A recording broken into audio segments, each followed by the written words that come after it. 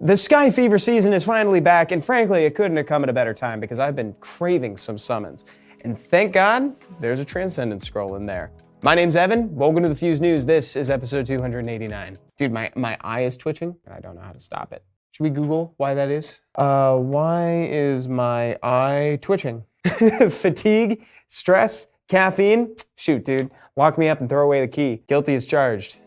It took a while to get there, but Summoner's War is now finally on version 8.5.0. That's right, that whole second number is now different. This update made good on the dev note that foreshadowed the upcoming new monster, the Draken Knights. Not to be confused with the Dragon Knights. That name was already taken, even though these guys are frankly more draconic, but it doesn't matter. This whole family is so cool, and it feels fresh, specifically from like a design perspective. But I did just want to shout out two members of the family real quick. And yeah, they are the LDs. But the light one basically adds to the team that I have been ranting about for ages, which is that secretly, behind the scenes, Come To Us has been like developing these monsters that benefit from having debuffs applied on them. I'm talking like Ongyuki, Pater, who I think could count because he like wakes up when he's stunned. And the light Draken Knight is the same way. Basically what he does is when you receive a debuff, the next time you receive that debuff, he instead reflects it on the person that gave it to them. So you can use him to punish area of effect attacks. So I'm gonna keep pushing this agenda because I'm pretty sure Come To Us is mirroring it. I think this is real stuff. I think we're beyond the realm of coping. And then there's the Dark One. The Dark One has like one of the most unique third skills I've ever seen in Summoner's War. It is the 1v1 me punk of a third skill. It is the Hyoiki Tenkai. You just isolate another enemy and then you just fight them. You hit each other 3 times, no passives, no nothing, no buffs, none of that silly stuff. And whoever wins gets attack bar, and whoever loses, loses attack bar. Is it maybe Spectra's third skill with more steps?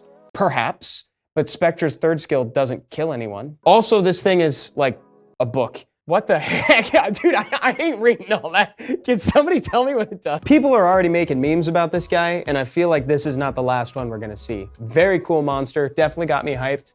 Probably never gonna get one, but still super hyped about it. Then the update also brought the next second awakening monster that can be found within the Lumel dimension, within the dimension hole. It's the Harpoos, and I couldn't have said a more deserving monster family. I went for the Dark One first because I'm a sucker for team up effects, and this one's got a defense break. That's pretty awesome. Tell me which one you went for first in the comments. And then the last thing that I wanted to shout out from the update is just the show speed option. Low key, such a huge quality of life change, because now it's clear as day as to who is going to start and move first on your dungeon teams. This is gonna make speed tuning for dungeons so much easier. All right, we are officially in Sky Fever season mode, and it came with 5 events that are all live right now in game. The first one is the growth support event, and I think this one is just the most hype, just plain and simple. Spend 2,000 energy, get a Transcendence Scroll. I don't think there's a hotter sentence that I've ever said. Guys, I'm gonna be honest. I stopped reading after the Transcendence Scroll because I figured what could be better than a Transcendence Scroll? I was so wrong, dude. This event gets better and better. After you get the Transcendence Scroll, they give you everything a new player needs in the game. I'm talking Lauren, Veramos, Crow, Verd, more. They all come fully skilled, max level, and fully ruined too. You get Devil Mons along the way, and then at the bottom, as you complete those, for the pleasure of redeeming them, you get legendary scrolls and mystical scrolls just for the trouble. This is like the best event I've ever seen, and there's 4 more.